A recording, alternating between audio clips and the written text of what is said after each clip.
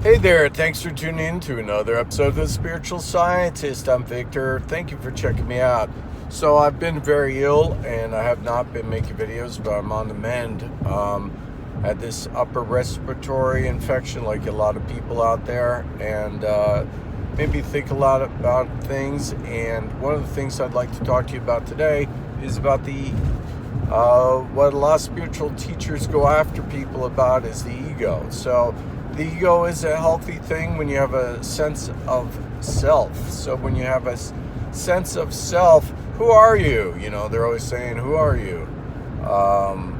Do you know who you are? It's a way to suck people in and take in your money and destroy your identity and, bend them to your will. So I don't like that. So people get confused, and with the spiritual community, they turn everything on its head. So instead of there being, the sins of pride, in envy, in, sloth, in these kind of things, we say, no, that's the ego. Is it really? Maybe it is, pride. Pride's a sin, okay? So when you're full of pride,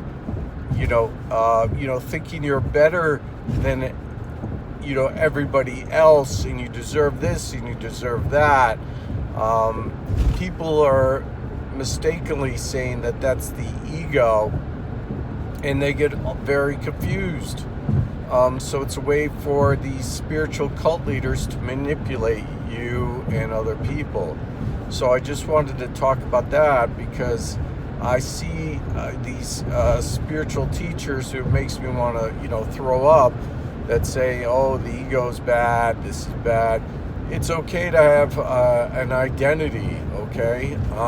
It's good in psychoanalysis to understand our motivations.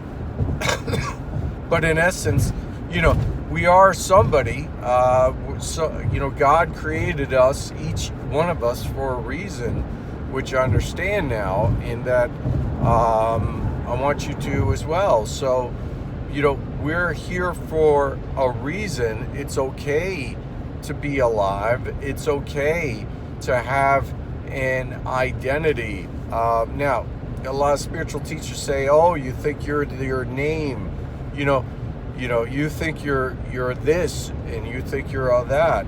I understand. To reverse engineer is what I call it. To reverse engineer all your thoughts and understand all your motivations, certainly that's a positive thing. But in the final analysis, we have to be, in this world, we're being called something. So it's important, give yourself a name, go out there and, you identify with your name, you identify with this. A lot of people rip themselves apart, and I've done this as well. My trying to understand spirituality ripped my identity apart a little bit. You put yourself back together and you try to figure out, who you are in a lot of respect. We're doing that, which is harmful to ourselves. So a lot of people out there have been hurting themselves a lot. And it's okay to be, a person, to be a male if you're a male, a female if you're a female. You don't have to rip yourself all apart all the time to understand, it's the way you're being, it's the way you're designed, okay? So I just thought I'd put that out there a little bit, because the whole thing is very, very harmful. Like a lot of things in the spiritual community, everything's harmful. A lot of things, especially people are saying that you're wrong, you're not really you, and you have to follow me. And I think that can be a bad thing. So these people out there that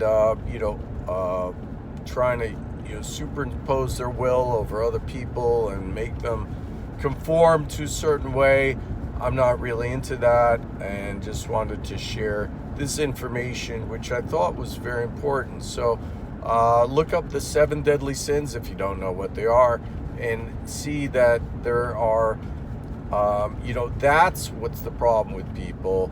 Not that they have an ego, okay? If you're saying that somebody has a giant ego, well, maybe they're full of those 7 deadly sins. That's what's really going on. Anyway, let me know what you think in the comments. Like, subscribe, share. Hope you're having a great day. All right, bye-bye.